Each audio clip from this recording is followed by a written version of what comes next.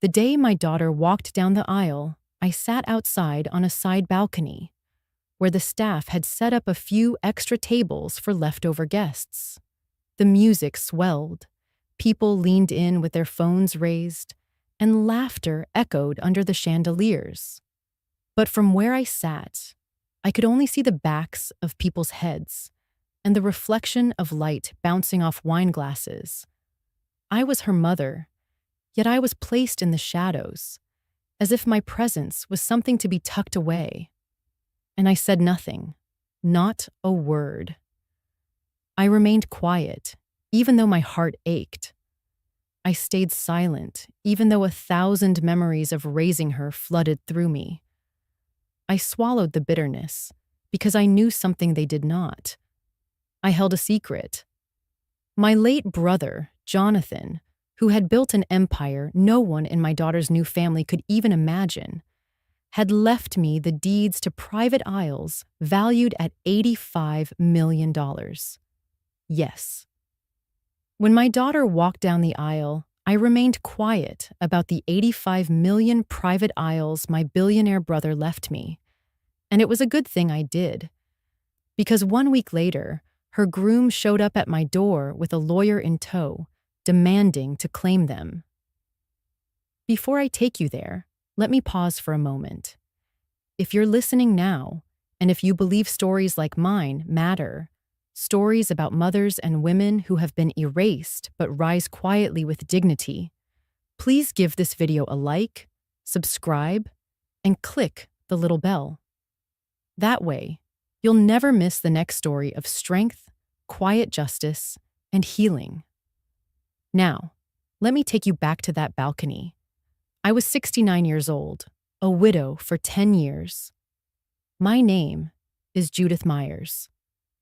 I raised my daughter, Rachel, through every scraped knee and broken heart. I once held a household together, sacrificed my dreams for my family, and carried on when my husband passed, leaving me alone to rebuild a life from pieces. People see gray hair and quiet posture and think it means weakness. But the truth is, silence can be armor. That night, in my blue dress that I had sewn adjustments into myself, I sat at a wobbly table outside, with a draft sneaking under the drapes. The wedding planner had clearly run out of room inside. Someone had decided I would be fine, out here. And I smiled politely, pretending it didn't sting. I held my glass of water, not even champagne, and I watched Rachel, my only child, promise forever to Gregory. I told myself, let her have this day, even if it means I disappear into the corner of it. People forget that mothers notice everything. I noticed Gregory's smile that stretched wider for the photographers than for my daughter. I noticed how his mother, Marjorie, positioned herself at the front row center as though she were royalty. And I noticed how no one asked me if I was comfortable sitting in the cold. Invisible mother. That's who I was that day. But invisibility, I've learned, can be a powerful position. When no one sees you, you can see everything. And what I saw convinced me more than ever to remain quiet about Jonathan's gift. Jonathan, my older brother. Brilliant, stubborn, larger than life. We had been through so much together. He never married, never had children. Work was his companion, and I was his confidant. In the last months of his life, when the cancer hollowed his once broad frame, he looked at me and said, "Jude, they'll try to charm you, guilt you, and pressure you. Don't let them. These islands aren't trophies. They're protection. Use them wisely." I promised him I would. So on Rachel's wedding day, I kept my lips pressed together. I didn't correct the assumptions. I didn't tell Marjorie or Gregory's friends or anyone else that the woman sitting outside, with a simple shawl around her shoulders, had the paperwork to lands worth more than every guest's fortune combined. I stayed quiet. I played invisible. Because I knew that sometimes silence is not surrender, it's strategy. And in the days that followed, my silence became a shield. Rachel and Gregory left for a short honeymoon, all smiles on social media. But beneath the sparkle of their wedding pictures was a truth I had sensed, but not yet proven. The truth would walk straight up my driveway exactly 1 week later, briefcase in hand. When I opened the door that afternoon, Gregory stood there. His tailored suit hung a little too tight, as if the fabric strained against him. Beside him was a man who introduced himself quickly, smooth voice, sharp eyes. He carried papers that he laid across my kitchen table without asking permission. "Just some documents, Mrs. Myers," he said, his tone oiled with charm. "For your protection. For the family's security. All we need is your signature here." I glanced at the top page, Power of Attorney. I set down the teacup in my hand, steam curling between us. And in that moment, everything Jonathan had warned me about sharpened into clarity. My silence had kept me safe. But now, it would have to become my weapon. I stood at the kitchen table, staring at papers the groom and his lawyer had left. Steam from my tea drifted into afternoon light. Before I called my attorney, my mind walked back to a different room and to my brother in his final winter. Jonathan had always been the weather in our family. He built companies the way other men built barns. We were 10 years apart. He treated me like a partner long before I believed it. When the scans turned against him, I became his driver, his calendar, his last witness. I remember the hospital light. It flattened everything. He wore a gray robe. His shoulders looked smaller than memory. He opened a drawer and handed me a thin leather folder and a rolled nautical chart. His voice was frayed, but steady. "Some people love power the way moths love the porch light," he said. "Do not mistake flattery for love." He unrolled the chart across the blanket. Green freckles marked the aisles. Blue veins traced channels. He had circled coves and written notes in the margins. Shallow reef here, osprey rookery here, freshwater spring here. Then he took my hand and looked hard at me. "Do not turn this into a spectacle, Jude. Do not wave it around. Do not speak. This is armor, not a trophy." The folder held copies of deeds, trust instruments, and a letter in his neat square hand. Ownership had already been placed in a structure simple for me to manage, but hard for anyone to raid. My name appeared where it needed to appear. A bank officer would release packets only if I arrived with identification and a phrase from a poem we both loved. Jonathan prepared everything the way he launched a company. Precise steps, redundancies, no room for panic. Then he gave me something ordinary, a linen handkerchief with our initials, J and M, stitched at the corner in thread the color of bay water. That week, I used it to dab the sweat on his brow when the fever rose.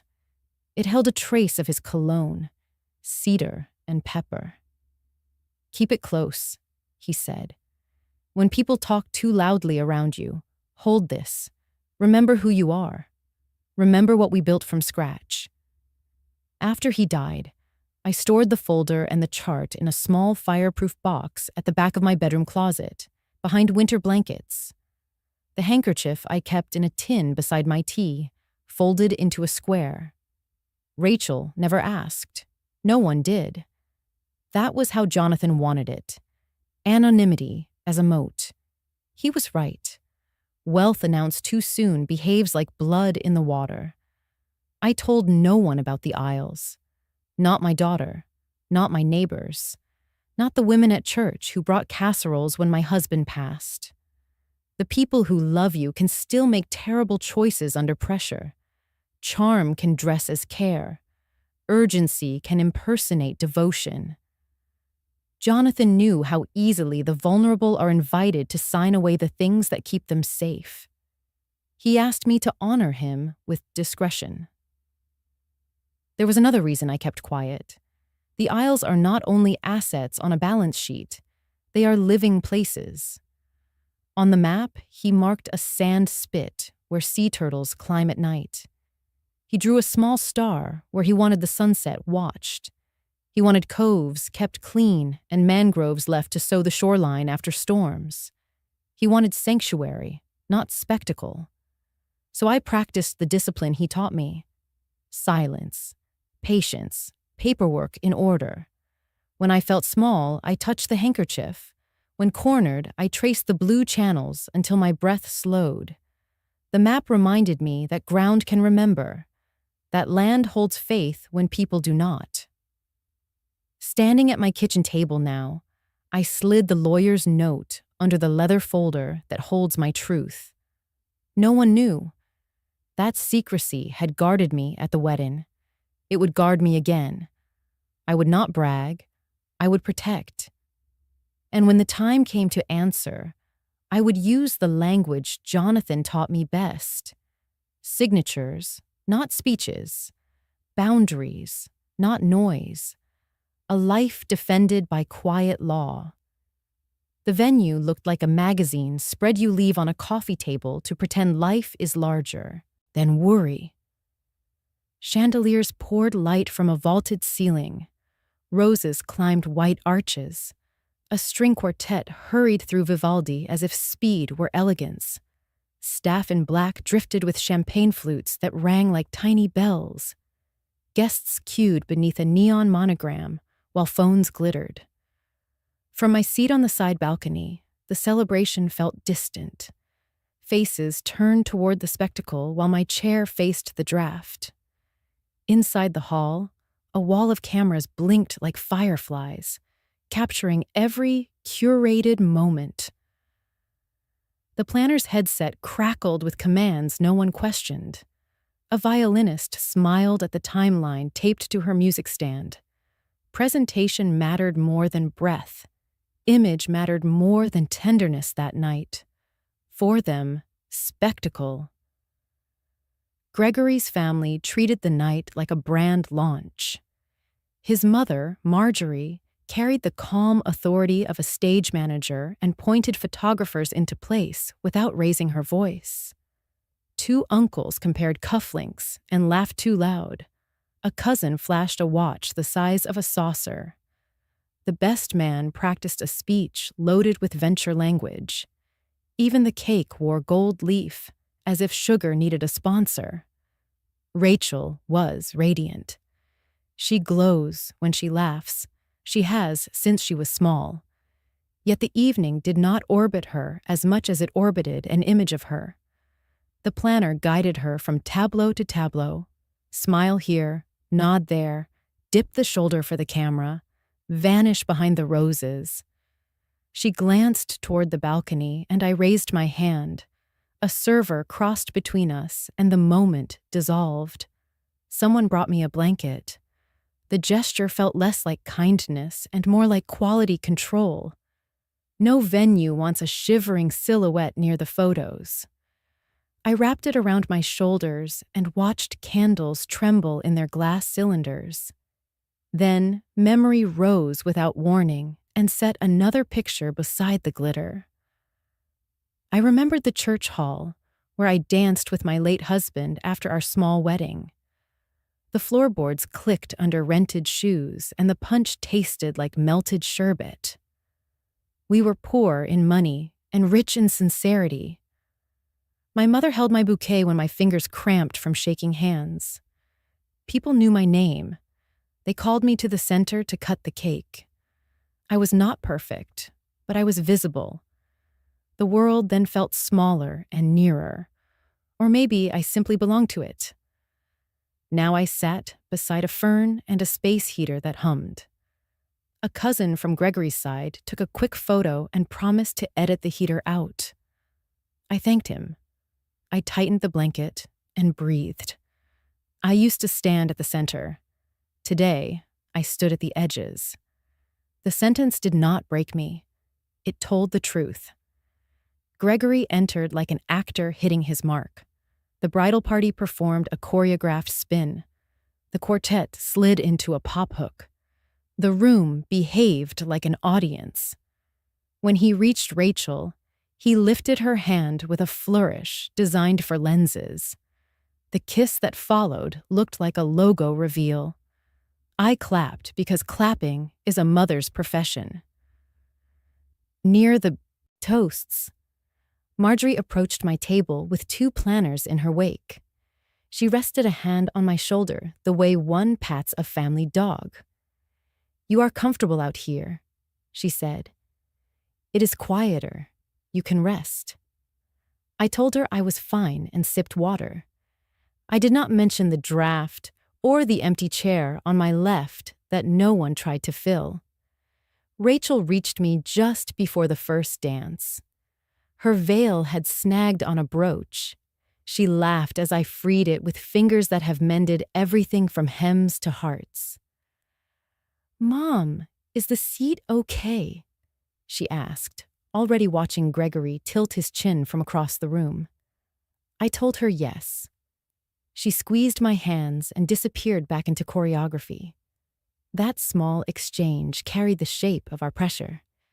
Rachel wants to please everyone at once. Gregory prefers managing to marrying. I want my daughter to step into joy without stepping on herself. We are 3 points of a triangle that does not quite close. Dinner arrived late to my table. The steak had cooled to polite. I ate anyway. Cold food fills a stomach. It does not feed a heart. A server refilled my water and called me ma'am with a kindness I decided to keep. Inside, speeches praised Gregory's vision and drive. When Rachel's friend tried to toast her kindness, the DJ cut in with an upbeat track, as if sincerity threatened the tempo. Laughter swallowed the rest of the words. A distant aunt leaned over the rail and asked where I got my dress. I told her I had taken in the waist myself. She nodded, impressed by effort more than cost, then vanished back into the room's bright weather. From the balcony, I read people the way sailors read a bay. I saw Gregory bask in applause like a man warming his hands at a heat lamp. I saw Marjorie measure status in camera angles and seating charts. I saw Rachel shining and straining, a lantern in wind. I whispered a prayer that her flame would not imitate the storm. I stayed quiet. I held the blanket, and, beneath it, the corner of a linen handkerchief with our initials, J and M center or edge. I told myself, I am still a mother. The night will end, and the truth arrives on its own time. When the last sparkler hissed out and the neon monogram went dark, I folded the blanket, thanked the staff, and took the long way to the parking lot. I unlocked my car and sat for a breath, hands on the wheel, steady enough to drive home. The doorbell rang a week after the wedding, bright as a timer ending. I had just set water to boil when the chime cut through the house. Through the glass, I saw Gregory on my porch. Beside him stood a man with a leather briefcase, eyes sharp behind silver frames. I opened the door and stepped back far enough to be polite without surrendering space. "Afternoon, Mrs. Myers," the stranger said. "I am Daniel Crowe, counsel." We hoped for a few minutes. Gregory did not wait for permission. He crossed the threshold and took my kitchen chair. The lawyer hovered until I nodded. I set cups on the table. The kettle sang. I poured tea for myself and slid water toward them. Gregory pretended to sip and set the cup on bare wood. Crowe opened his briefcase. He fanned out documents banded by a blue strip and tapped the top page with a pen. General durable power of attorney, he said. Standard, protective, efficient. In an emergency, your family can assist with financial and medical decisions. I glanced at the header. Blank signature lines waited like open gates. A corner box read, immediate and durable, not springing, not limited. Gregory leaned forward, elbows on the table. Rachel is worried about you, he said. We all are. This is for your good, for peace. You should not have to juggle paperwork alone. Crow turned a page. Flags marked where to initial and sign. If you initial here and here, he said, we can finalize today. I let silence fill the room. Crow added more words about convenience, protection, family. Gregory looked at the kitchen clock and then at me. Judy, he said, using a nickname I do not carry, we have a lot on our plate this week. It would be a kindness if you signed. Now I placed my hand on the linen handkerchief folded beneath my palm and felt the weave steady me. I will have my attorney read it first, I said. The air changed. Crow's pen stopped tapping. Gregory's smile tightened. Of course, Crow said. We can leave a copy. He slid a second set across. I skimmed line by line. The instrument granted broad authority to access accounts, convey property, amend trusts, make gifts, initiate debt, even change beneficiaries. It waived bond and accounting.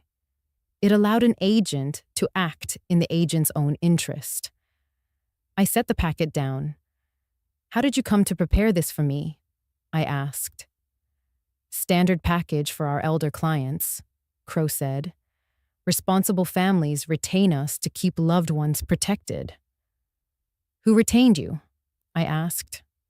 Gregory answered first. We did. I did, as family. Do you represent me? I asked. For the purposes of this protective instrument, we serve the family unit, Crow said.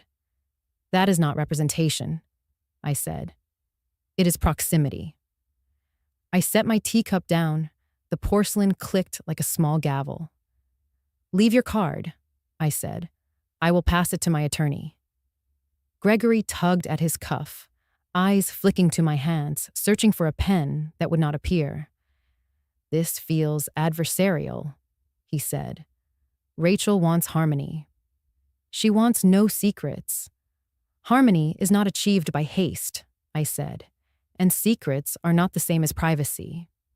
Crow tried again. We can make the authority springing. We can narrow classes of transactions. The goal is to make things simple. You have made your goal simple, I said. Mine is clarity. I pushed the stack back toward him. No signatures today. Gregory leaned in. I respect boundaries, he said, which is something people say before they test one. But there is urgency. We need to make sure taxes are handled, accounts consolidated, liabilities addressed. Whose liabilities? I asked. He misstepped. Household items, wedding invoices, strategic obligations. Those are not my liabilities, I said. Crow uncapped his pen and recapped it. The click ticked like a metronome. He slid a business card across the table. Thank you, I said. I tucked it under a ceramic trivet for now. Email a digital copy as well. Gregory stood. The chair scraped. He placed both hands on the table. I hope you will not make this harder than it needs to be. I hope you will not either, I said, and let the silence do the rest. Crow gathered the papers. We appreciate your time, he said. We will await contact from your counsel. At the door, Gregory tried once more. Rachel will be disappointed. Rachel is my daughter, I said. She knows I think better after tea. He offered a tight nod and stepped onto the porch. Crow followed. I closed the door and set the latch with the steady motion of someone folding a map along a known crease. In the sink, the cups left rings that wiped clean with a cloth. I placed the card in a small dish by the stove and wrote the time of their visit in a spiral notebook. I dialed my attorney and left a message. Then I stood still. The kitchen settled. The house felt level again. My silence had not been surrender. It had been a foundation. I lifted the handkerchief to my cheek and returned it to its place. The kettle sighed as the element cooled. Inside, I breathed, grounded, untroubled by empty lines waiting for a name that would not be written today. I was drying the cups when a soft knock tapped my front door. 3 small beats like a sparrow testing glass. I did not rush. I folded the towel, looked through the side window, and found Eleanor on the porch with a pie tin in her palm and a canvas tote on her shoulder. She lives 2 houses down. Widow, gardener, a voice so gentle you might miss its steel. I opened the door, but kept the chain set. Habit guards peace. She lifted the pie a few inches, like an offering at a plain altar. "Apple and ginger," she said. "You looked pale last week." Sweetness persuades the blood. I unhooked the chain and waved her in. We moved to the kitchen. I set the pie on the counter and poured tea. Steam rose. The house quieted. "You had visitors," she said. "Rachel's husband and a lawyer," I said. "Papers. Urgency. A pen placed where my hand should be." Eleanor nodded. "I saw them." The lawyer shone like a cuticle pushed too far. "I am all right," I said. "I told them my attorney reads before I sign." "That sentence is a roof," she said. "Stand under it." We drank in quiet. Eleanor glanced at the documents but did not touch them. She respects lines the way a seamstress respects chalk. "Do you know why I bring pies?" she asked. "Because you are kind," I said. "Because someone should knock without taking," she said. "I know how it feels when every knock arrives with a smile holding a request." She drew a small breath, deliberate, steady. "Years ago, my son put a clipboard in my lap while I was recovering from surgery. He said the forms would make insurance simple, that he and his wife would manage the bills while I rested." I signed. The drugs had not left my head. 2 months later, I learned I had granted him authority over the house. He borrowed against it. A year later, the bank took the porch where I taught him to braid rope. That is why I live alone in the bungalow now. My hand went to the linen handkerchief in my pocket. I felt the stitch of our initials and thought of a different hospital room, a different man whose gift had been protection, not a trap. Grief and gratitude can sit in the same chair if you let them. "I am sorry," I said. "I was sorry for too long," she said. "Now I am exact." Be exact, Jude. Exact is how we survive once we stop apologizing for wanting to stay whole. She set the cup down with a click. "They will come back," she said. "They will choose a softer word than control and sew it onto the same hook." Do not argue. Let the hook catch air. I told her about the wedding and my balcony seat.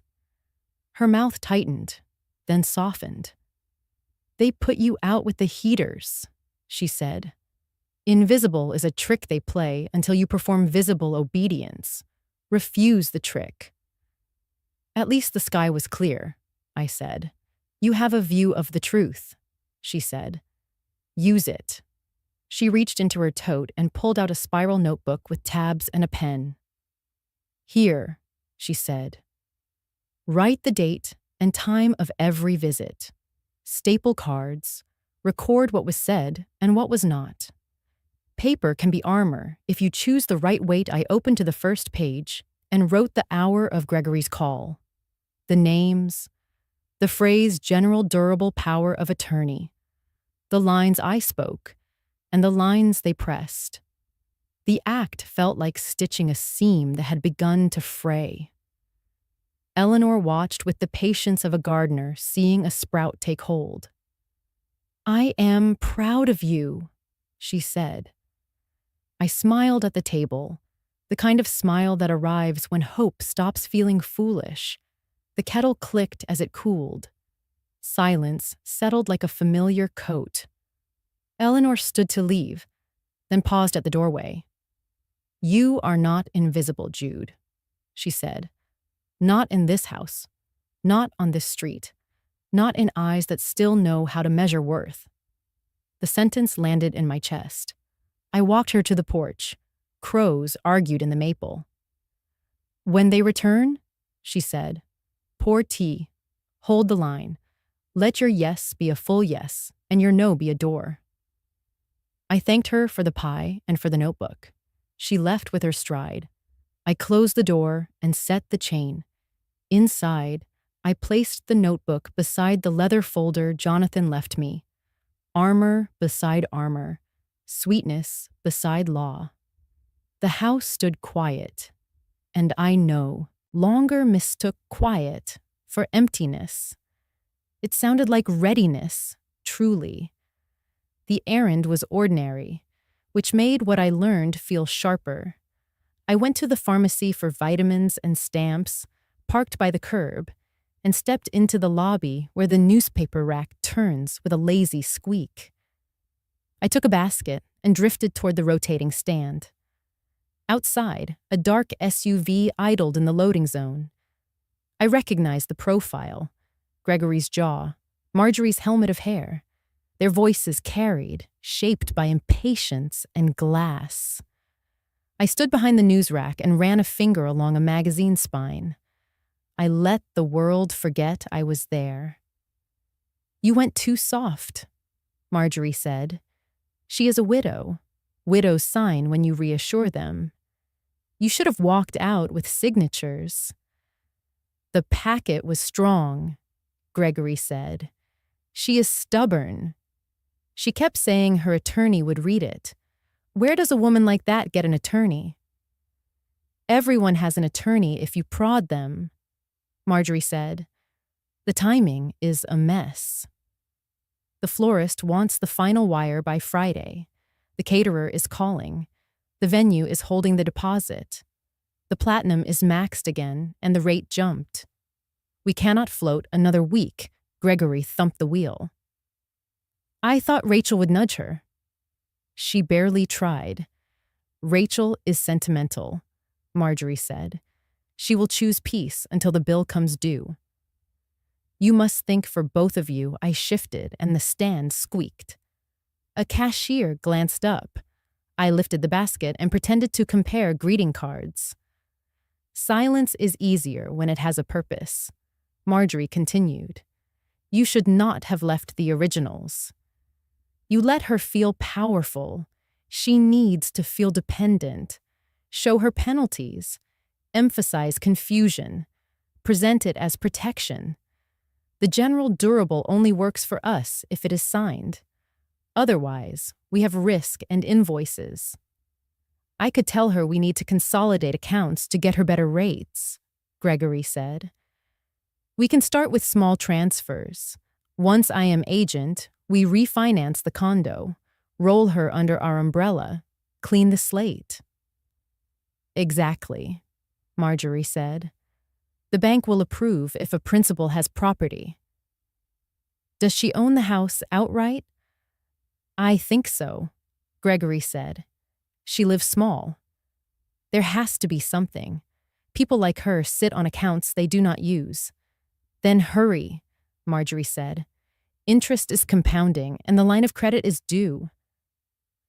"Do not tell Rachel the numbers. She would spiral." The wedding, I realized, was a palace of rentals built on debt. Gold leaf on a cake. Heat rose in my neck. I steadied it by touching the linen handkerchief in my pocket, the one with J and M stitched.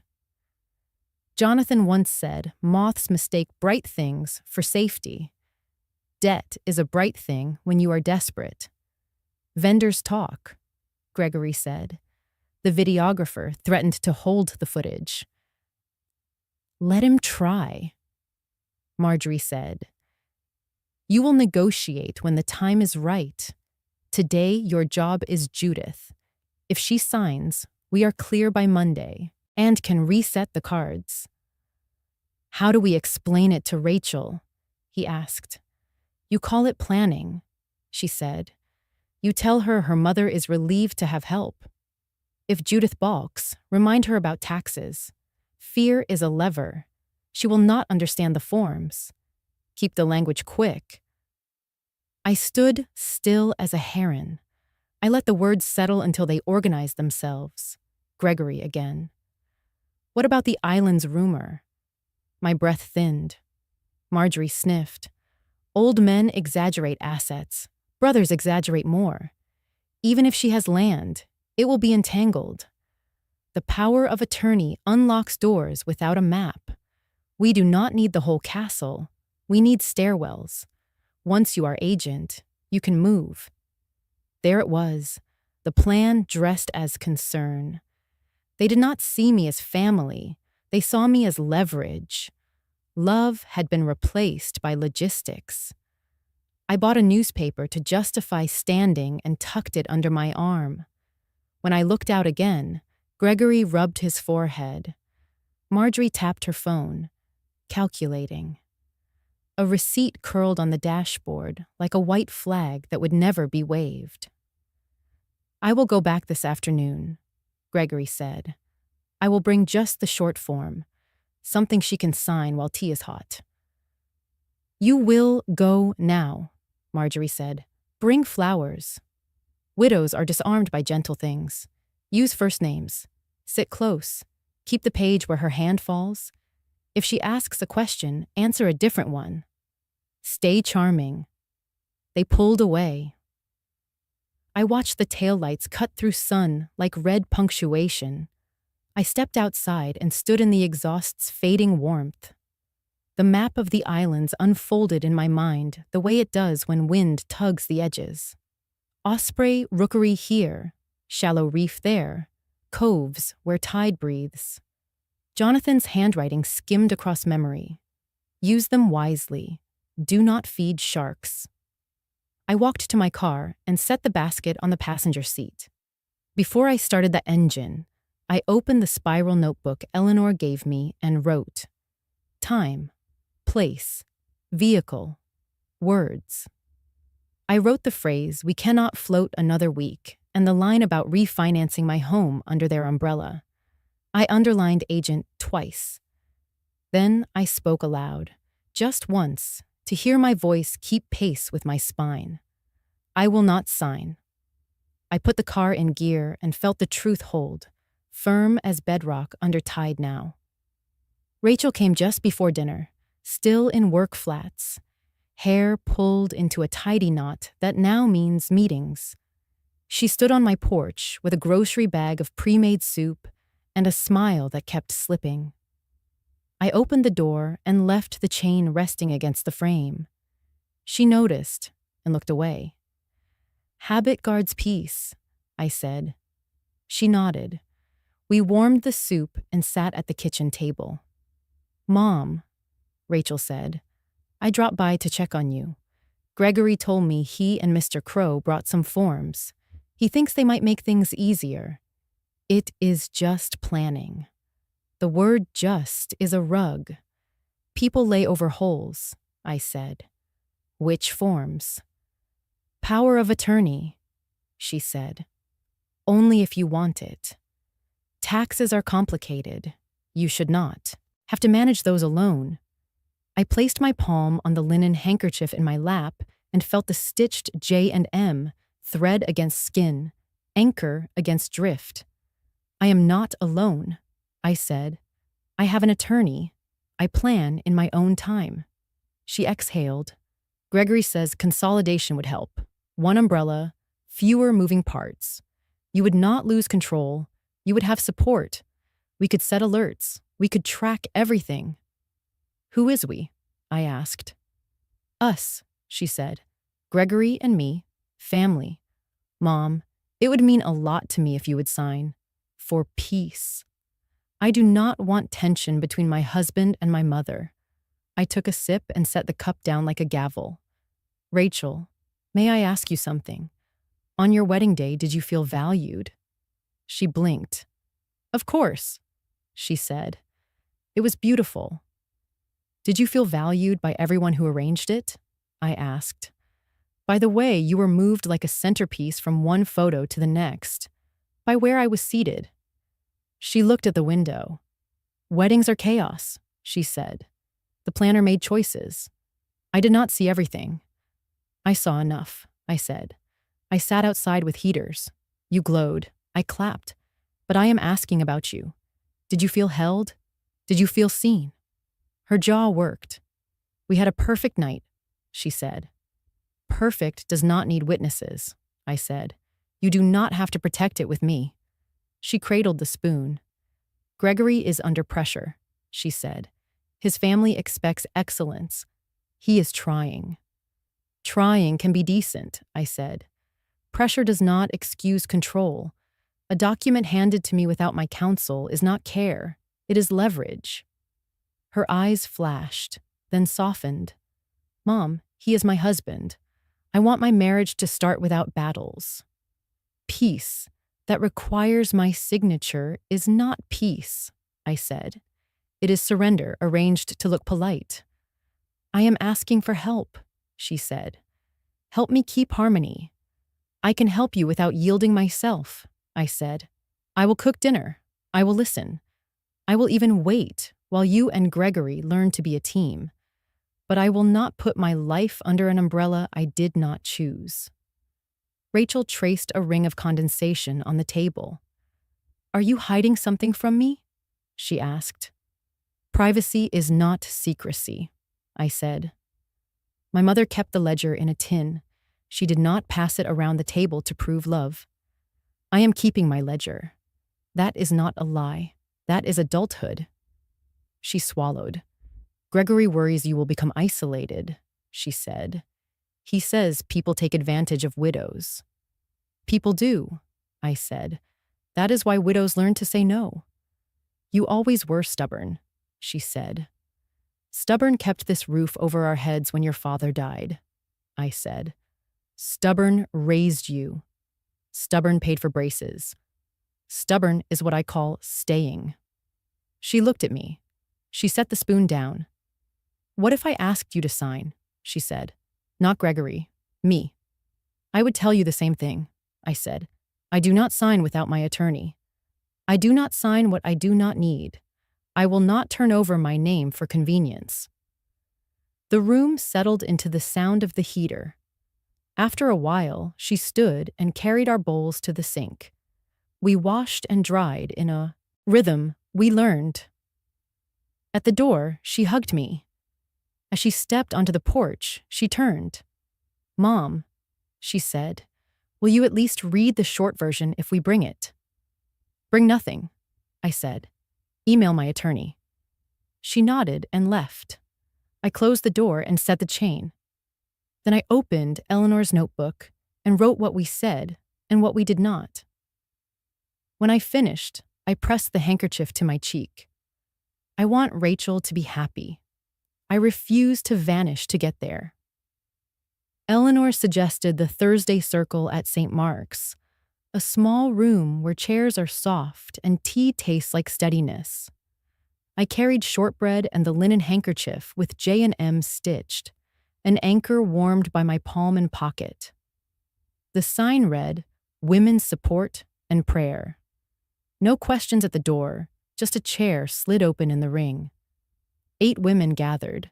Familiar eyes, lived courage, shoes kicked beneath chairs like roots reaching quietly for shared ground that day.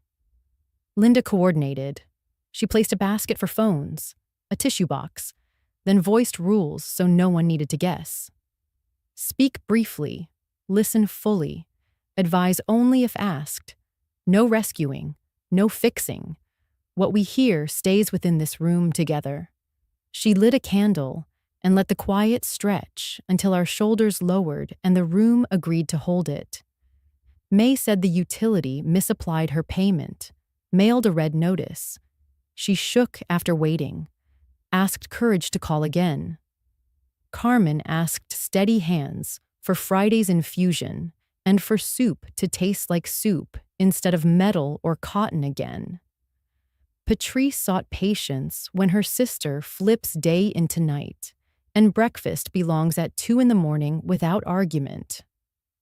Sunita wanted her back to hold through holiday pies and customers, to remember civility when the line lengthens late afternoons.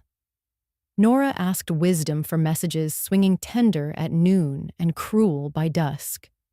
She keeps, uncertain which voice is real.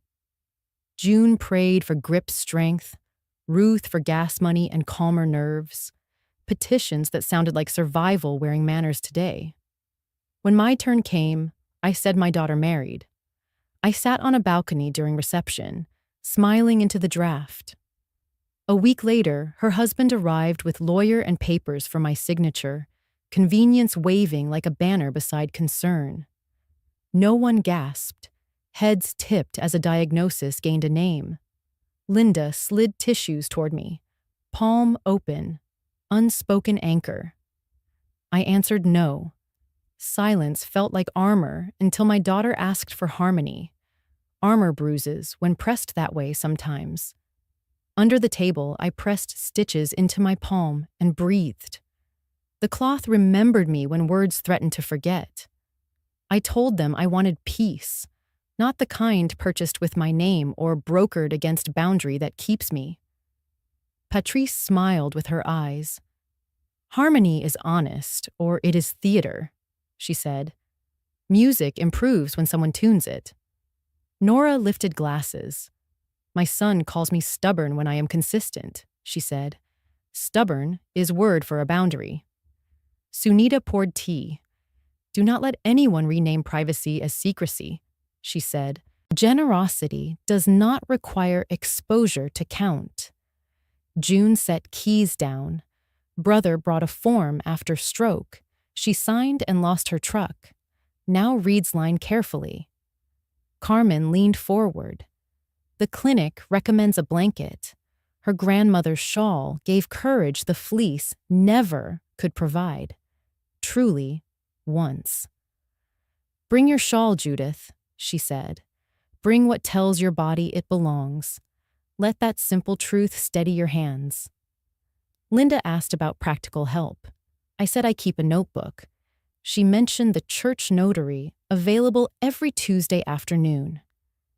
She added a retired banker sits Wednesdays in the library answering questions for anyone who asks, without any charge there. We closed with a short prayer. We held quiet, like tent poles. The room breathed and did not need decorating. May slid her daughter's number toward me. A nurse who knows elder law clinics. She underlined hours best for calling. Sunita tucked almond cookies into my tote. Small sweetness wrapped in parchment. The package felt like permission to rest tonight. Carmen circled infusion hours on a card.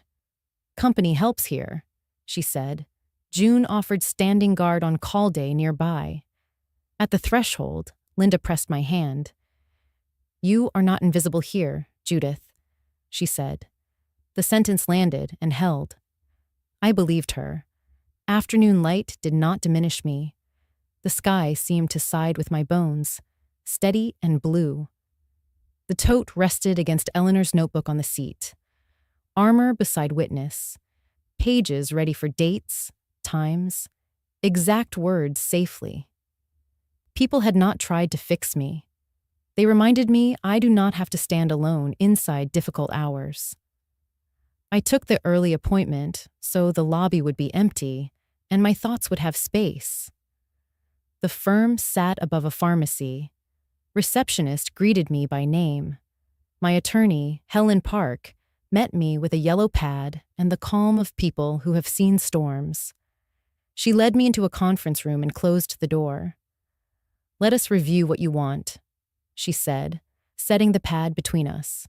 "Protection, clarity, and quiet." "Quiet most of all," I said. She smiled. "Then we will build the kind of walls that do not cast shadows." She slid a folder toward me. "Your brother established a revocable trust in your name years ago. We will amend and restate it. Then we will move certain assets to an irrevocable layer." I touched the linen handkerchief. J and M pressed like an oath. "First," she said, "successor trustee.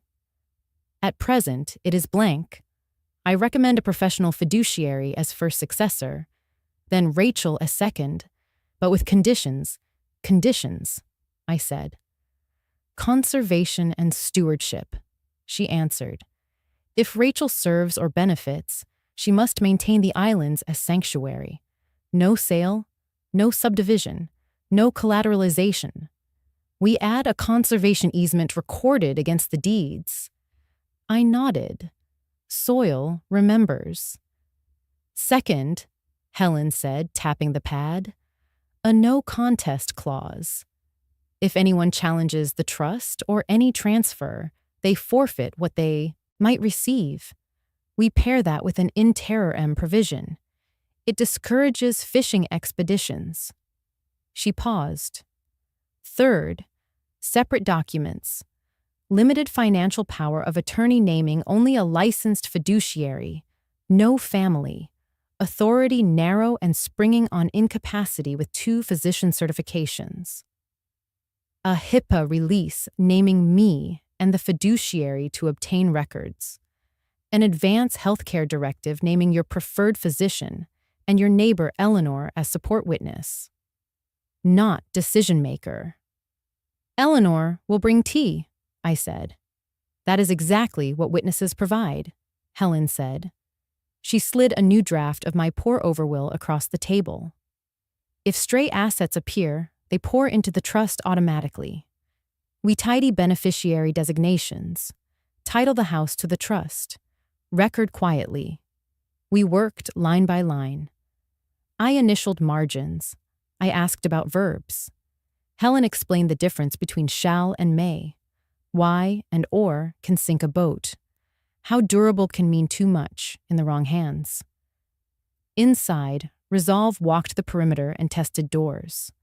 I felt steadier with every clause made plain. "We will also prepare a letter of wishes," she said. "It does not bind a court, but it instructs a trustee. You can speak as a sister and a mother. Not only as an owner, I wrote sentences about ospreys and turtle sand, about the coves Jonathan had marked with stars. I wrote about Rachel, how her kindness deserves a world that does not punish kindness, how love must never be traded for image." A paralegal entered with a red notary stamp. Helen reviewed execution formalities. The paralegal handed me a pen with weight that steadied my fingers. We signed the restatement, then the conservation easement, then the limited power of attorney, then the healthcare directive, then the HIPAA release, then the pour-over will. With each red seal, the air changed. The stamp thudded against paper like a small gavel. Not drama, law. I felt Jonathan's presence at my shoulder. He approved order more than spectacle. "Next steps," Helen said. "We notify the bank, retitle accounts, record the easement and the deed, quietly. Schedule the notary at church for one witness to keep appearances ordinary. I will courier certified copies in a plain envelope. Keep originals in your fireproof box." I opened Eleanor's notebook and wrote every step, dates, offices. Helen noticed the tabs and nodded. "You are already doing the hardest part," she said. "You are being exact." Each step returned my name, fully. I told her about the visit from Gregory and Mr. Crow, about Marjorie's posture, about the insistence on speed. "If they return," she said, "hand them my card and nothing else. If Mr. Crow calls, I will respond in writing only. There is no reason for you to explain boundaries that are already written." "I will not sign what I do not need," I said. "You will not," she agreed. "And you will not stand alone." We reviewed a brief script I could use at the door. "I will consult counsel. Please email any documents. I do not discuss legal matters without representation. Thank you for understanding." Practiced aloud, the sentences felt like sliding a deadbolt with a fingertip. At the end, she brought a brick-colored binder. She placed the originals inside and closed the rings with a soft snap. The weight surprised me. Not heavy, certain. She affixed 3 red tabs along the edge like buoys. The binder felt like weatherproofing after a long storm. I carried the binder to the window and looked down at buses and people with coffees. I did not feel richer. I felt anchored. Outside, life hurried. Inside, the future had a floor. Helen walked me to the threshold. "You have everything you need," she said. "I had it when I walked in," I said. "Today, we gave it shape." She held the door while I stepped into the corridor. I tucked the binder against my ribs as if it were a book I had waited years to read. The story was mine. The ending would be quiet and clear. I waited until the house exhaled the last sounds of evening. The kettle cooled. The brick binder sat on the table like a heart. I carried tea and paper to the porch. The air smelled of rain. The maple whispered. I unfolded the linen handkerchief with our initials stitched in bay blue. J and M lay against my palm, steady as a pulse. "Dear Jonathan," I wrote, and felt the pen hesitate, the way my breath used to when rooms did not plan for me. "You would approve of today. The trust is restated, the easement signed, the healthcare forms complete, the power of attorney narrowed and springing. Each red seal sounded like a gavel tap. Law, not theater. You told me silence could be armor. I believed in theory. Now I know it in bone." When Gregory arrived with his lawyer, I did not argue. I said my attorney would read it first. The door stayed where I placed it. When Rachel asked for harmony, I heard the girl who reached for my hand as a child. I said no and felt the yes beneath it. That yes was dignity, not defiance. At the pharmacy, I heard truth arrive with engine noise. They are not after love. They are after leverage. The wedding cost more than pride can pay. I write so I do not forget when guilt tries to rent a room in my chest. You despised debts that dress as duty. I do too. I remember the chart you unrolled on your blanket. You pointed to the rookery and the coves. You spoke of turtles and sand that remembers by morning. The map lives in the fireproof box, but tonight I hold it in my mind like a lantern. The islands are not only wealth. They keep faith with tides and birds that never learn to flatter. I promise again, I will not sell them. I will not trade sanctuary for spectacle. The porch light drew moths. One rested against the glass. I set my palm over the handkerchief and let the day reach me. Tears came, not as a storm, but as something honest meeting air. I cried for the balcony seat and for how my daughter avoided my eyes when she asked for a signature. I cried for years, spent apologizing for taking up space. I cried for women who opened the door because they were taught refusal is unkind. The crying ended the way rain ends, with quiet and a clean smell. When the last tear cooled, I felt taller. Not taller in inches, taller in belonging. I could hear your voice, not as command, but as company. "Jude, You know what to do. Use signatures, not speeches. Use boundaries, not noise. I whispered the words like an oath, and the porch agreed by staying still. I wrote a line for Rachel. My love is not on paper. It is under it. It is the table itself, steady and quiet. I wrote a line for myself.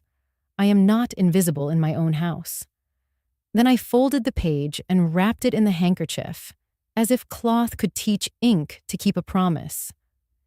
Inside, the binder waited.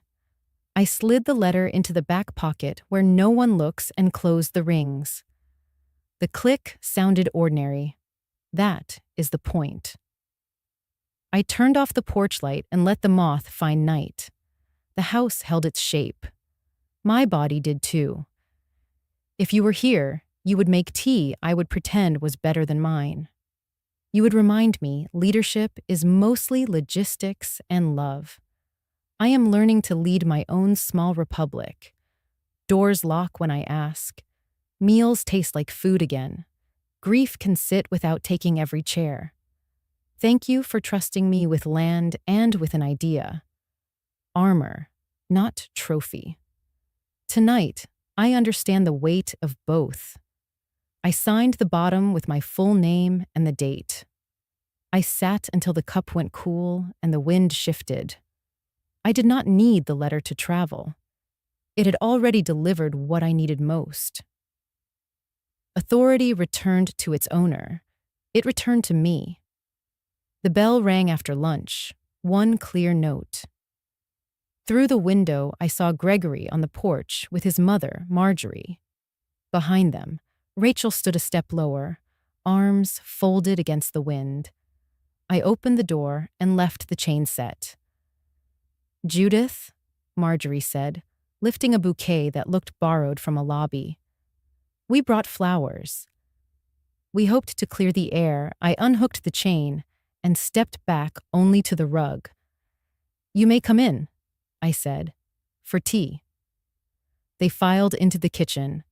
The brick binder sat on the table. I placed 4 cups. Gregory held a manila envelope. Short forms, he said lightly. Nothing complicated. Streamlined authority so we can handle details if anything happens. A signature here would bring everyone relief. Families function on trust, Marjorie said. Paperwork only reflects the love already present. Rachel pulled out a chair and sat, coat still on. I nodded to the envelope. Set it down, I said. Gregory slid a pen toward me. I did not touch it. I lifted a white card from the binder and placed it between us. The letters were black and plain. I do not sign any papers without my attorney. Gregory's mouth flattened. This is the short version, he said.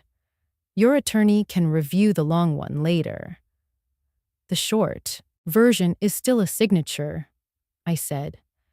And a signature is still a surrender if I have not asked for it. Marjorie leaned in. Judith, dear, you are making this heavier than it needs to be. Control can be exhausting at your stage. Allow the young to carry the load. Control is not the word for my name, I said. It is the word for what you want. She set the bouquet on the counter. We are offering help, she said. Refusing help is unkind when a family is trying to move forward. Help requires consent, I said. Consent is not a pen pressed into my hand. Gregory exhaled. There are bills, taxes, consolidations, he said. We need authority to tidy what is untidy. What is untidy? I asked. Wedding items, he said too quickly. Vendors expect coordination. The videographer has deadlines. Those are not my items, I said. Coordinate your own. He glanced at Rachel, seeking a teammate. She looked at her hands, then at me again. Not peace yet, but alignment taking its first breath. We respect your independence, he said. This is risk management, protecting you from predatory actors, streamlining unavoidable tasks. I am protecting myself, I said. I am also protecting my daughter from crisis decisions made under pressure. Crisis is already here, Marjorie said softly. You may not know the numbers, but we do. Let us act. Email my attorney, I said. Any numbers you believe relevant can travel there. If you insist on barriers, you will push this family apart, she said. Barriers keep structures standing, I said. A door is not hostility, it is design. Gregory tapped the envelope. Will you at least look? I have looked, I said. At the way urgency knocks and calls itself care. I folded the linen handkerchief in my lap. Stitches met my fingertips like a reminder. I turned to Rachel. Are you comfortable with this? I asked. Do you want me to sign away authority today? Her eyes filled. She shook her head almost invisibly. I want peace, she said quietly. But not this way. Rachel, Marjorie warned. My daughter kept her gaze on me. Gregory gathered the envelope, but not before a corner flashed a box labeled immediate and durable. I met his eyes. You brought authority you do not deserve, I said. You will leave with the envelope you arrived with. He stood. We will consult counsel, he said. Please do, I said. I slid Helen Park's card across the table. All communication goes through her. I will respond in writing only Marjorie Rose. Petals brushed the floor. You are choosing loneliness, she said. I am choosing boundaries, I said. Loneliness is what arrives when boundaries are absent. At the door, I held it open. Gregory paused on the threshold. You are making a mistake, he said. You do not understand what you are risking. I understand exactly, I said. I risk displeasing you. I will survive that loss. They stepped onto the porch. Rachel lingered. She reached out, squeezed my hand once, and whispered, Thank you. Then she followed them down the steps, shoulders squared as if a new weight had settled into its rightful place. I closed the door and set the chain. Inside, the house reclaimed its air. I wrote the time in Eleanor's notebook and poured the remaining tea.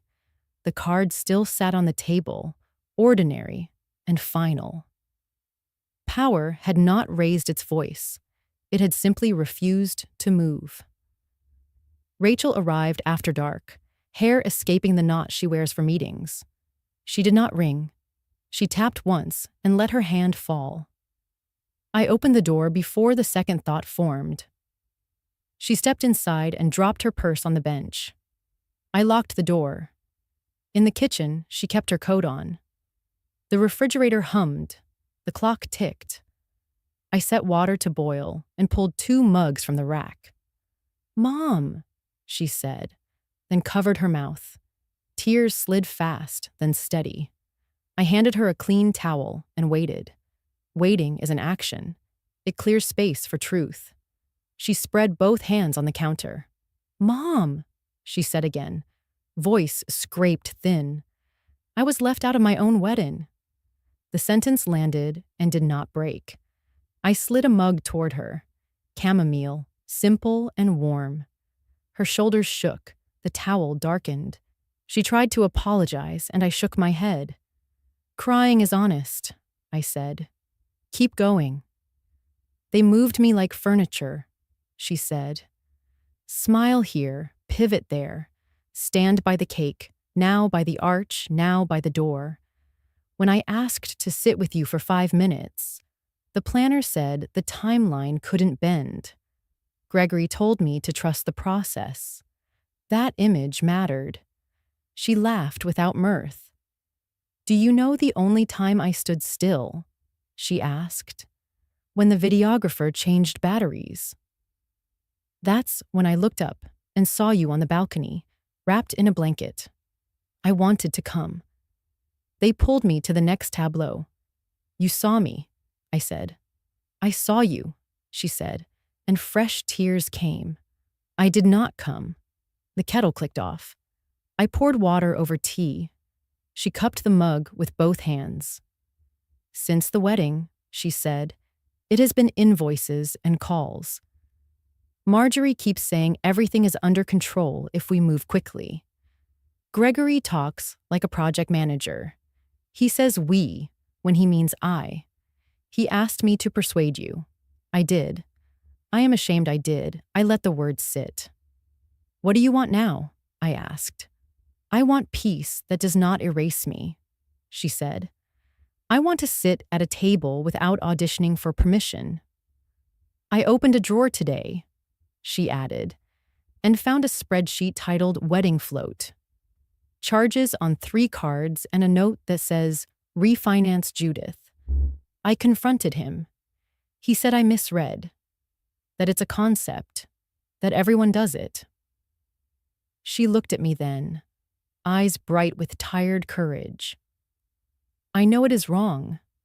I know he is wrong. And I am afraid that saying so will tear my new life in half. I reached into my pocket and found the linen handkerchief with J and M stitched. I set it beside her hand. Hold this, I said. It belongs to steadiness. She pressed the cloth. Her breathing slowed. I do not want to be the reason anyone drowns, she whispered. You are not water, I said. You are a person. A person is allowed to want air. She laughed once, then sobbed. I pulled her against me. Her forehead found the hollow below my collarbone. We stood like that, 2 heartbeats learning to keep time again. Tears finished when they were ready. When she lifted her head, the towel had become heavy with proof. I traded it for the handkerchief. Listen, I said, you do not need to fix this tonight. You need to remember who you are. She nodded. Who am I? She asked. You are a woman who deserves rooms that see her, I said. You are a daughter whose mother will not sell her name for someone else's comfort. You are allowed to say no, I want to, she said. I do not know how. We will practice, I said. Start small. Keep your paycheck in your own account. Ask Gregory for numbers, not adjectives. Choose counseling if it helps. And do not carry his mother's urgency. She let out a long breath. Will you still love me if I stumble? She asked. I will love you if you fall asleep at the table, I said. I will love you if you knock on my door at midnight. My love is not on paper. It is under it. It is the table itself. She placed her cheek in my palm.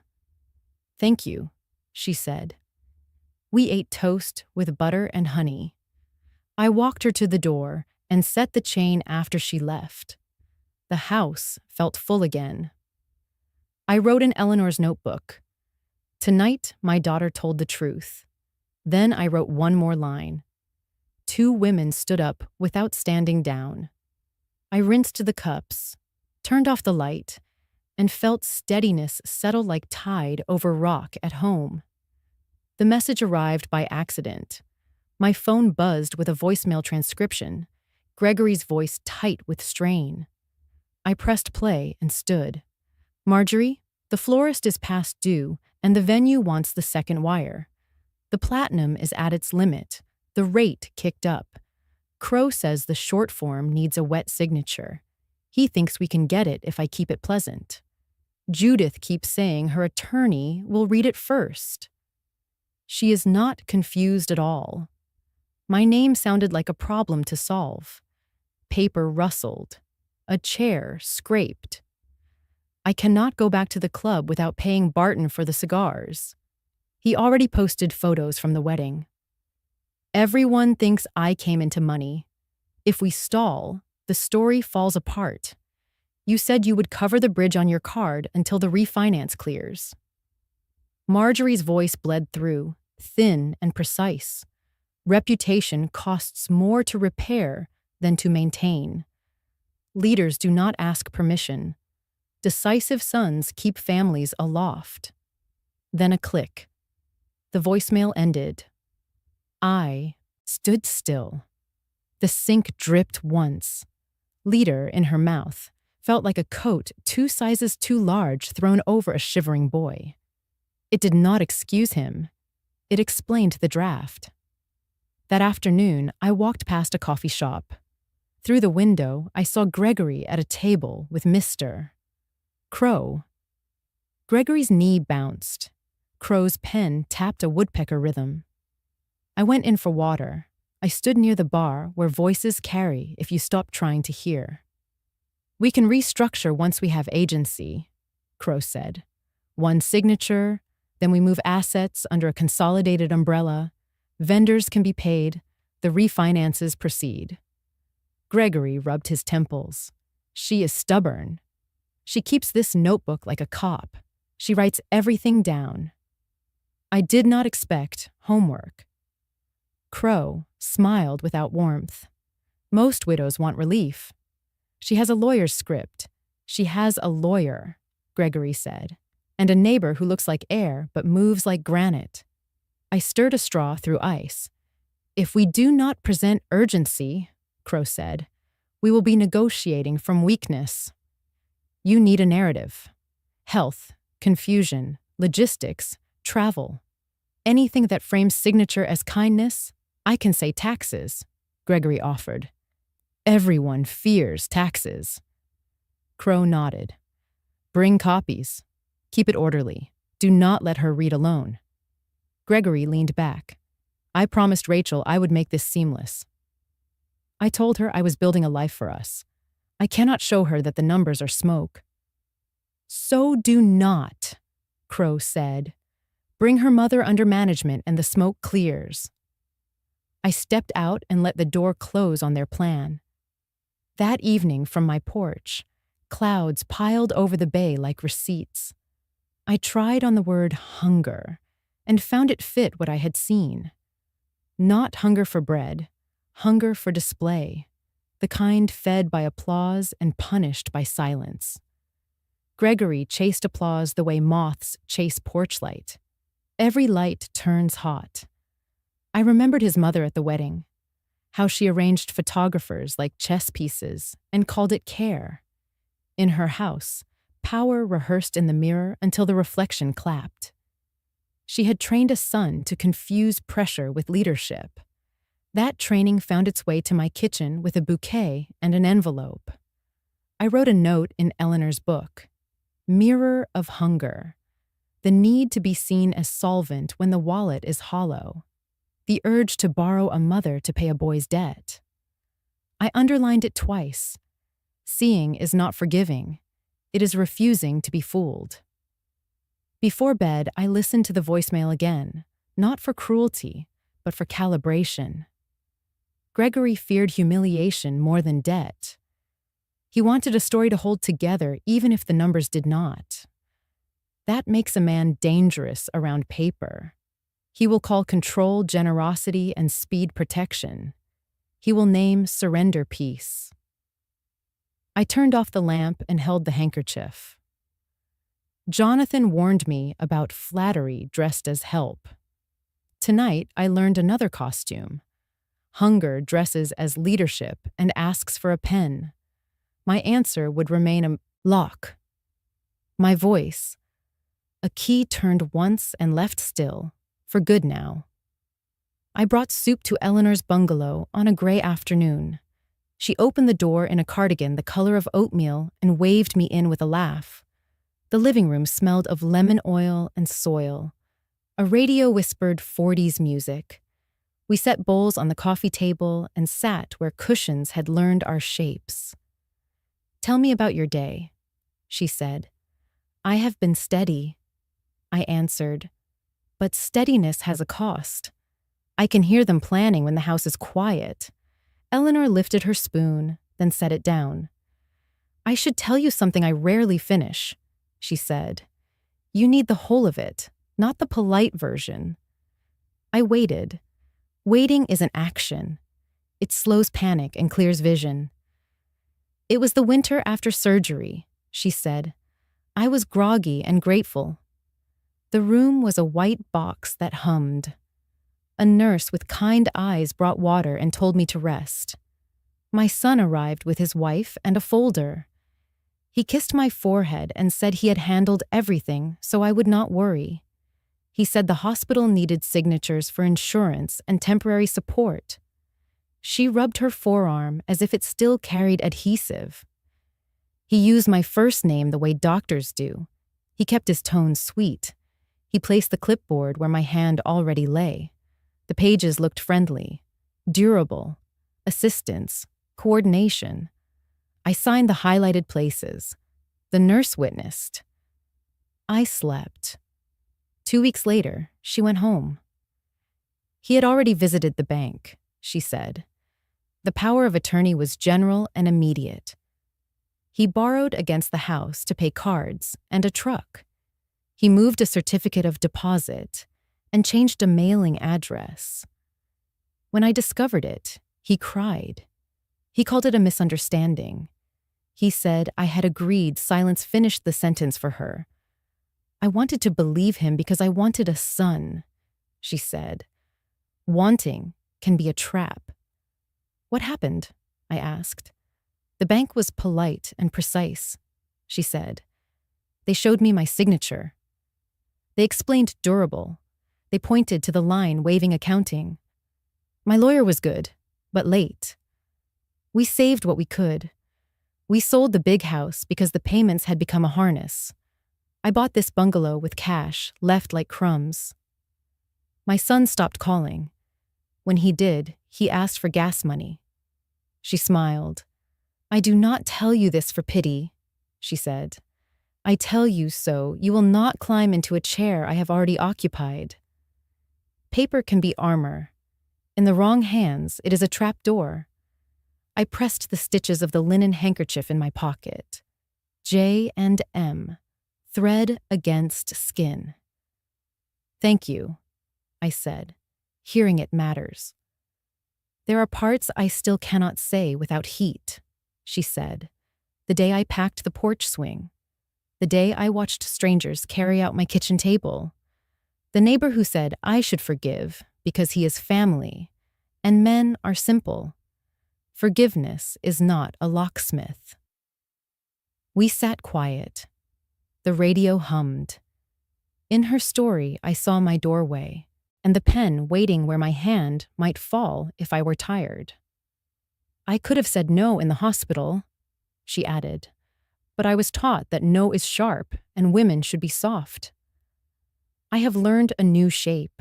Soft can say no. Soft does not mean open to harm. I reached for her hand. You are not alone, I said. Neither are you, she replied. You have a binder and a backbone. Use both. She stood and returned with a small tin. Inside lay extra keys and a sheet of names. My locksmith, a banker who explains without jargon, a notary who will come to your porch. If they arrive again, call the notary first. Make them wait. Waiting reveals intent. I placed the tin in my bag. The weight was not heavy. It was clarity. We walked to her door. Rain began, a clean pattern on the steps. She hooked the chain and measured me like a hem. Jude, she said, I lost my porch swing because I trusted a child who was not behaving like a son. Do not trust a man who is not behaving like a husband. Trust the paper you signed with your own clear mind. On the walk home, I saw my future if I confused kindness with surrender. It ran through a hospital, into a bank, out through a door that no longer opened for me. I chose the other path. I carried soup and keys and the steady knowledge that friendship can be a lantern. In its light, I saw the trap, and I saw the way around it. Friendship stayed while I stepped past the hole. The knock came at dusk. 3 firm raps, evenly spaced, like someone measuring a wall before hanging a heavy frame. I stood in the hallway with the brick binder under my arm. The porch light was off. The house held its breath. I walked to the door and set my palm on the latch. The metal was cool. Through the peephole, I saw Gregory's suit and the slope of his shoulders. A florist's van idled at the curb. Sun bled out behind the maple, turning the glass into a strip of copper. He knocked again. "Judith," he called. "We should talk." I brought revised papers. "It will take 5 minutes," I did not open. The habit of my life rose to greet me, the habit that used to say yes before my mouth knew the question. I let the habit pass like weather. I stayed still with my hand on the latch and felt my backbone arrive. The binder's weight reminded me of the room where Helen Park stamped red circles into law. I shifted it to my hip and breathed. Armor, not trophy. Jonathan's sentence fit the moment like a key. "Judith," Gregory said, softer now, "I have a bouquet for you. We want to make this easy. Easy is a costume." I kept my voice even. "Please email any documents to my attorney," I said through the door. "I do not discuss legal matters without her." Silence.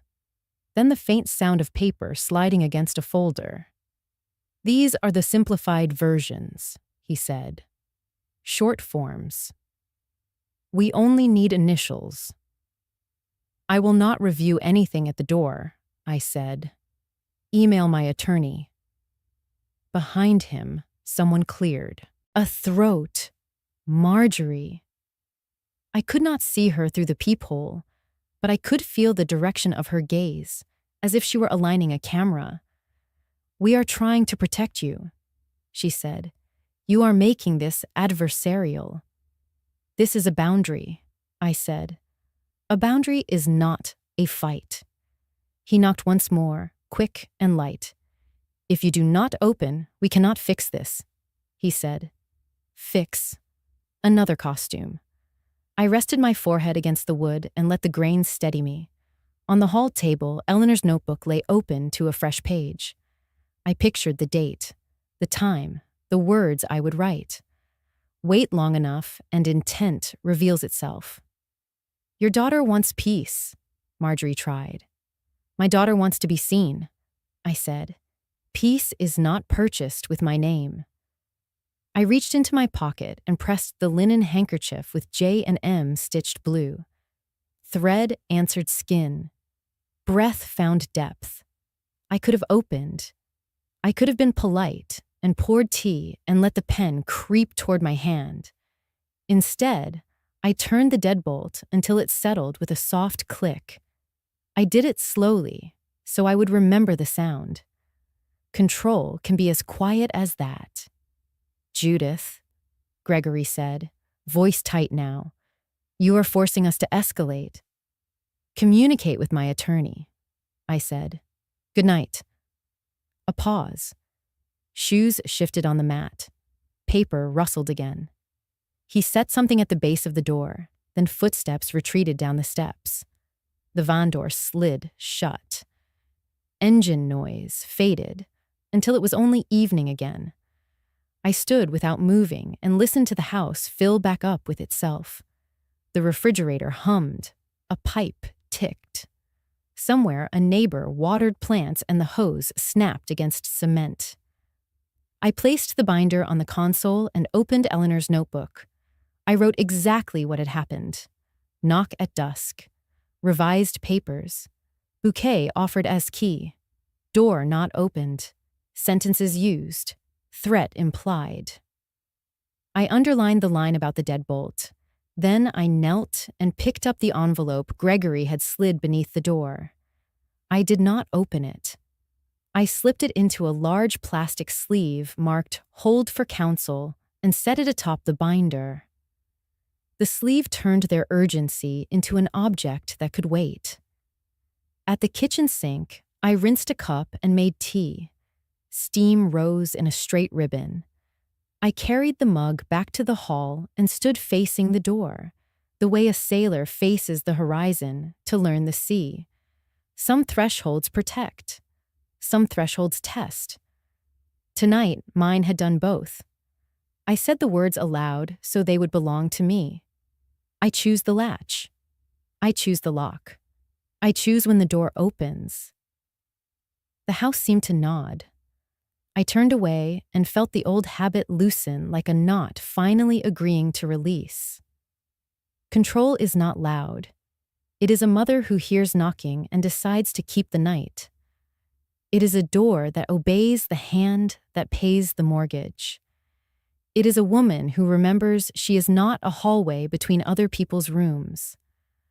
I turned off the porch light and let the dusk finish its work. After the house settled from the knocking, I carried the brick binder to my bedroom and opened the fireproof box in the closet. Winter blankets folded back like gray waves. I lifted the leather folder and the rolled chart Jonathan had pressed into my hands that last winter. At the desk, I loosened the linen tie and let the map unfurl across the wood. The paper breathed, a quiet exhale of bays and channels. Green freckles marked the chain of aisles. Blue veins traced the routes a small boat could thread at high tide. Jonathan's notes walked the margins in his square hand. Osprey rookery here, shallow reef here, fresh spring here. He had drawn small stars where sunset sits the longest. I set my palm on the largest island and felt the cool of paper answer my skin. I spoke to him as if he were pouring tea in the next room. I will keep them. I will keep them whole. No sale, no subdivision, no collateral. These are not chips. These are shores. They belong to wind and tide and the soft feet of birds that do not know cameras. They will be sanctuary. If Rachel inherits, she will inherit stewardship, not spectacle. I traced a channel with my finger, slow as prayer. A porch moth tapped the window pane. The sound was small and patient, like everything that survives weather by refusing to panic. I thought of Gregory's envelope sealed in the plastic sleeve and felt the old pull toward explaining. The map answered with its stillness. I did not owe anyone a show. I wrote one sentence on a card and tucked it into the folder with the deeds. Soil remembers. The words steadied me more than any speech. Land keeps record without bitterness. Shorelines forget no tide, yet they do not hold grudges. They simply shape themselves to truth and wait for the wave to pass. I folded the chart along its old creases, careful to keep the edges clean. I returned it to the tube and tied the linen cord. The fireproof box clicked when I closed it. Plain sound. Good sound. I slid the box back behind the blankets and turned off the closet light. At the desk, I opened Eleanor's notebook and wrote tonight's vow. Keep the aisles whole. Teach Rachel the tides. Guard the rookery. Pay the caretaker well. Say no quickly and kindly. Say yes only to stewardship. Mail a copy of the easement to the county clerk and to Helen's office. Dates, tasks, steps that make a promise practical. When I turned toward the window, the moth had left. The glass showed only my face and the faint line of dawn beginning to suggest itself behind the maple. I rested my hand over my heart the way it had rested over the map. The beat was even. The house felt settled. I whispered the sentence again so the walls could keep it with me. The vow felt simple. Soil remembers. Helen met me at the county building just after opening. A thin winter sun climbed the courthouse steps with us. She carried a messenger bag and the quiet confidence of people who keep chaos outside the margins. I brought the brick binder and a small tin of cookies. The security guard recognized Helen and waved us through. We stepped into the recorder's office. "Today is paperwork justice," Helen said. "We file, we record, we notify. No speeches, only signatures." We sat at a side counter. She opened a stack of documents prepared after our last meeting. On top lay the amended and restated trust. Behind it, the conservation easement. Then the limited power of attorney. Then the letter of wishes. Then deeds titling the house into the trust. "First, your signature as grantor and trustee," she said. "Then we acknowledge before the notary.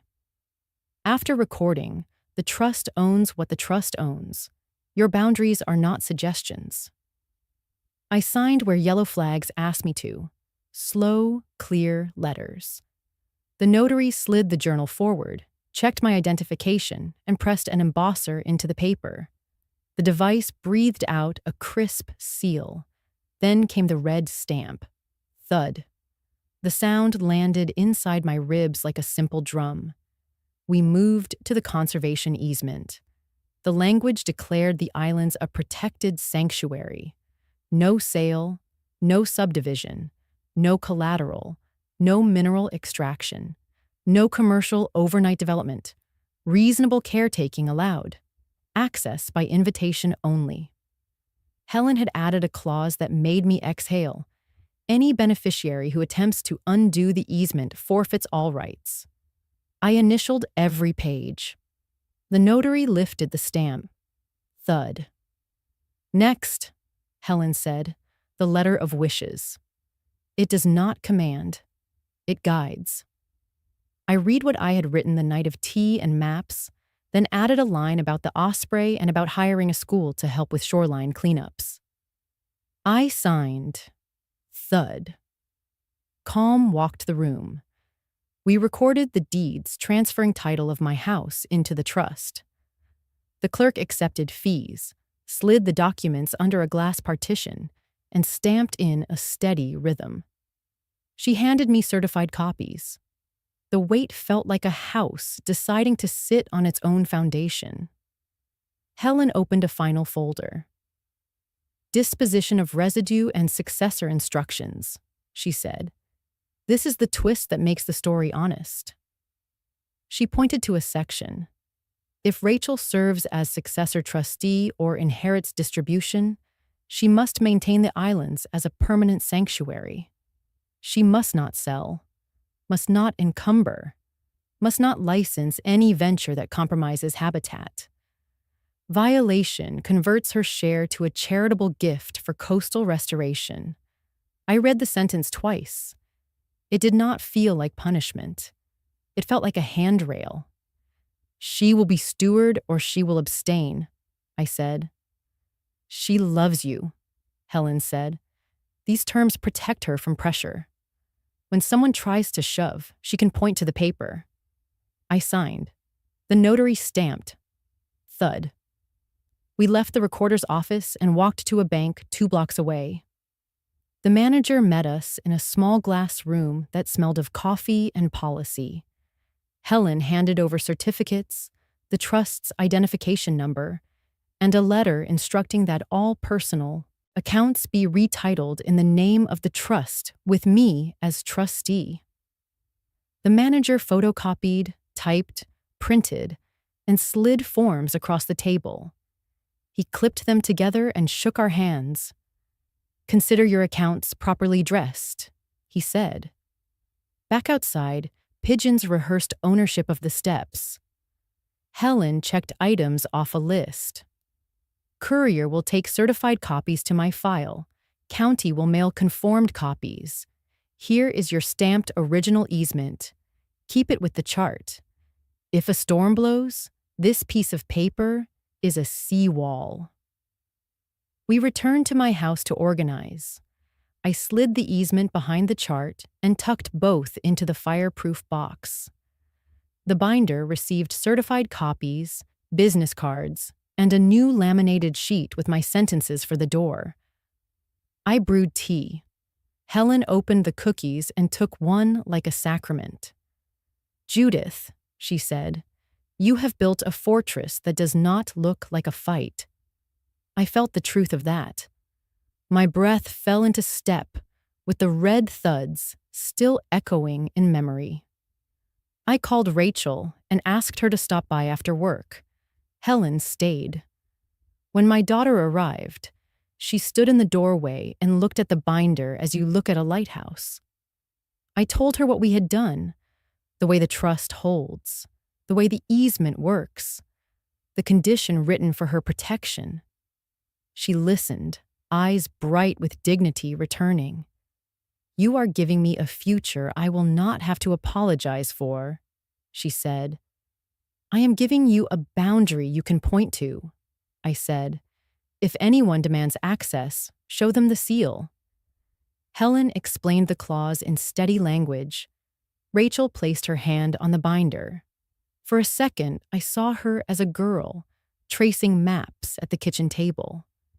She nodded. I accept stewardship, she said. If I inherit, I keep it whole. I set the handkerchief on the table between us.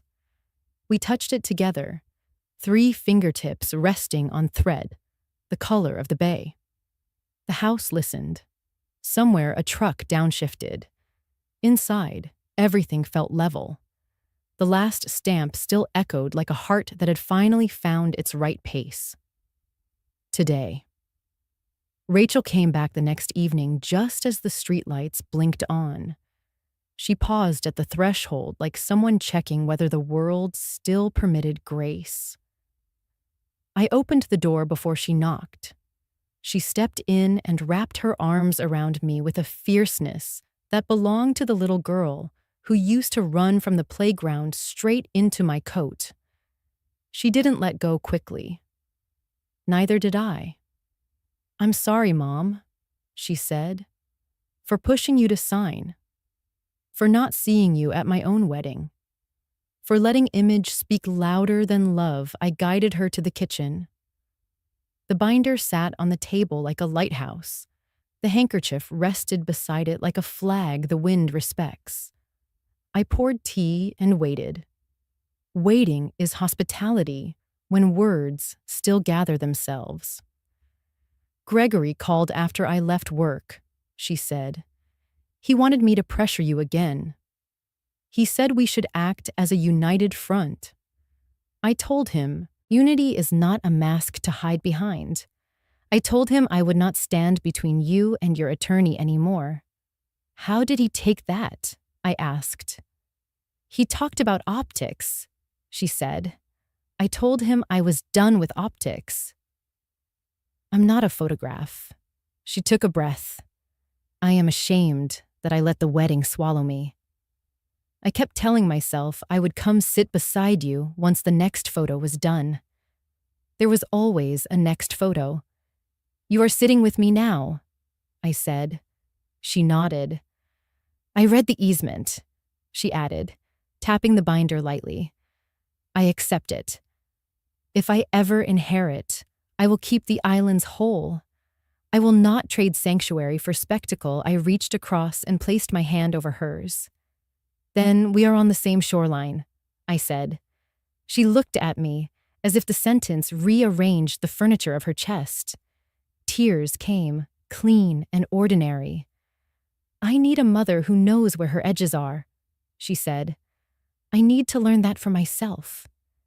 The door of this house is always open, I said, but the paperwork is not. She breathed out a small, relieved laugh. I can live with that. We ate toast with butter and apple slices Eleanor had left on my porch with a note that said, "For courage." Rachel told me she planned to meet with a counselor from the church office hours. She would keep her direct deposit separate and ask for the wedding numbers in writing. She would not sign anything on a doorstep. She would not translate someone else's hurry into her emergency. Does that make me disloyal? She asked. It makes you responsible, I said. Loyalty without honesty is a costume that chafes. She sipped her tea. I might stay with you for a few nights, she said. Not as a retreat. As a reset, your room has clean sheets, I said. I kept the quilt you like. We carried a spare suitcase from the closet. She packed slowly, like someone choosing what to keep, not just what to wear. I did not say much. I don't need to narrate my love. I set pillows and made space on the bathroom shelf. Before bed, she stood in the doorway of the guest room, hand on the frame. "Thank you," she said, "for not putting your love on paper." "My love is the table itself," I said. "It holds." She smiled and went to brush her teeth. I sat with the binder a moment longer, grateful the law could keep calm while hearts took their time. Outside, a dog barked twice, and a truck downshifted on the avenue. Inside, peace moved with a human pace. Light switches clicked. Water ran. Then quiet settled like a blanket finally big enough for both of us. I wrote one line in Eleanor's notebook. She returned without bargaining. Then I put the kettle on for morning and turned out the light. Before sleep, her phone buzzed with a text from Gregory asking for unity. She silenced it and slipped the phone face down into a drawer. We did not discuss it. We had answered. Soil remembers. So do mothers. So do daughters.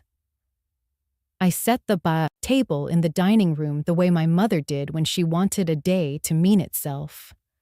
A white cloth, plain china, 2 cups already warming with steam.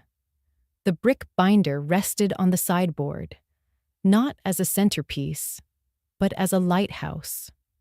I pulled the center chair back and let my hand rest on its rail. I remembered the balcony seat with the space heater humming and the draft sneaking under the drapes. Then, I sat in the middle of my own house. Eleanor knocked her 3 light taps and stepped in when I called her name. She carried a bag of pears and a smile that understood long distances crossed by short walks. She paused when she saw me seated. "Look at you," she said. "In your own place at the table." "In my place," I said. "Not a spare seat." Not an afterthought. She took the chair at my right. Nothing fancy. Curtains up, plates simple, everything arranged to hold, not to impress. I poured tea. The steam lifted like a blessing. "How is Rachel?" she asked. "She is sleeping," I said. She put her phone in a drawer and did not apologize for resting. "Counseling starts next week. She is keeping her accounts and her footing." "Footing is half of freedom," Eleanor said. We ate pear slices and watched winter sun pour an amber stripe across the wood. I told her about the filings, the clerk's steady stamp, the conservation easement written like a shore-taking shape. Each red thud carried calm. No fireworks, only law finding its place. "Paperwork justice," she said, smiling. "The kind that does not need applause." I set my hand over the linen handkerchief on the cloth. "I thought about bringing out the chart," I said. "But I decided to leave it in the box. I can hold it in my mind. Rookery here, reef there, stars where sunset sits." "You do not need proof to know the truth," she said. "You have built it into the day." We spoke about small things. The price of eggs, a neighbor's new dog that sings at sirens, the church bulletin asking for rose pruners. Ordinary talk felt like a new room. I did not have to hurry to deserve sitting here. Eleanor set her cup down. "Say the sentence," she said. I looked at the chair that would no longer be nudged aside for anyone else's map. "I am not invisible. Not today. Not ever again." Sunlight jumped on the rim of her cup. "There it is," she said. "Now, the room knows it too." I breathed. The house felt as if it believed me. I told her Rachel had accepted the condition. If she inherits, she will keep the islands whole. No sale, no subdivision, no collateral. If anyone tries to pry, the paper will answer before she has to. Stewardship looks good on you, Eleanor said, and on her. Some clothes fit only after a certain age. We drew our chairs a little closer, not for defense, for comfort. I remembered the planner waving me to the balcony and calling it quieter. Quieter is not the same as valued. Here, the quiet belonged to us. Do you miss the old house? She asked.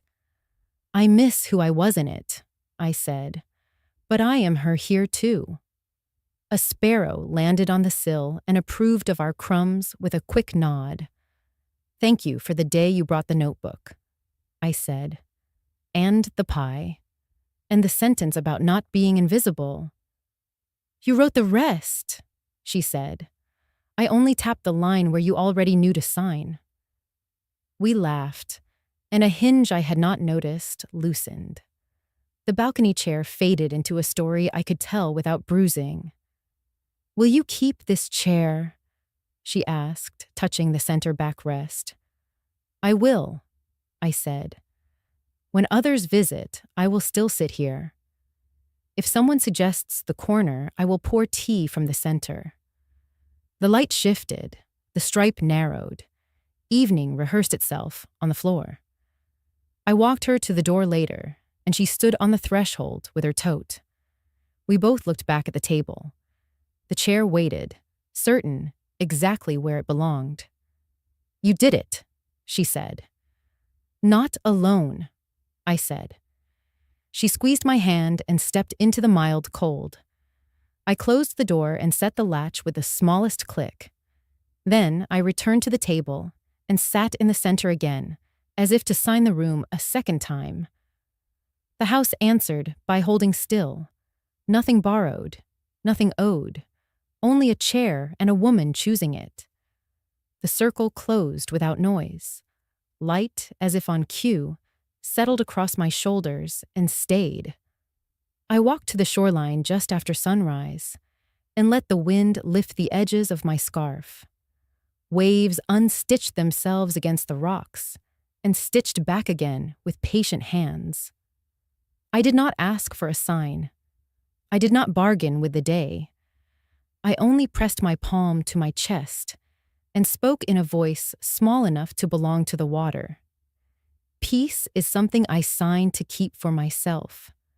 I will honor what was entrusted. I will protect what remembers.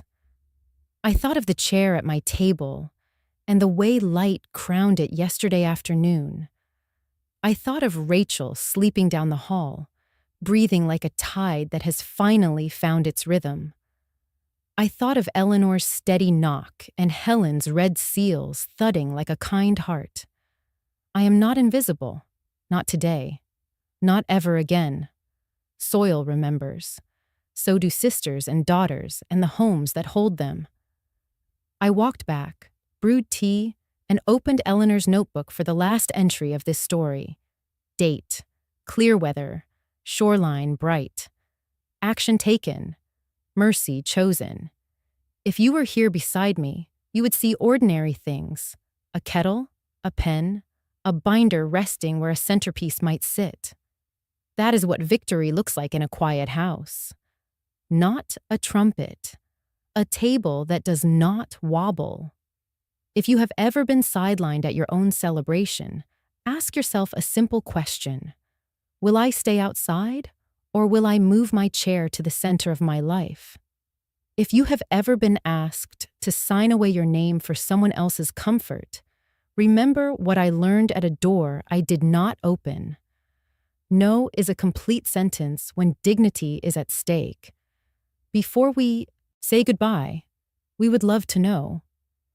Where are you watching from? Is it a quiet morning with a warm cup of coffee? Or a late night where stories like this keep you company? Let us know in the comments. We read everyone with gratitude. And if this story touched your heart, please consider subscribing to the channel. Not just to hear more stories like this, but to be part of a community that still believes in kindness, healing, and second chances. Thank you for spending your time with us today. Wherever you are, we hope you carry this story with you. And remember, sometimes the miracle does not knock on your door. It waits quietly until you are ready to open your heart. Take care, and we will see you in the next story. If you have ever felt dismissed, will you keep silence to guard your worth? If you have ever stood at the edges, what will you do to step into the center? Leave your answer. Lend your courage. Take what you need. The door is open. The paperwork is signed. The sea is listening. Before I close this notebook, I want to leave you with a practice you can keep. Choose a chair in your home and claim it as yours. Sit there tomorrow. Breathe there. Make a cup of tea and set your hand on your pulse. Say a steady sentence out loud. I am allowed to choose. Write today's date on a card and list a boundary you will keep. Put the card under your cup as a coaster and let life rest on top. When fear knocks, read the sentence and keep your latch. When kindness calls, open. This is how quiet justice begins, not with thunder, but with a mother at a table, knowing she belongs.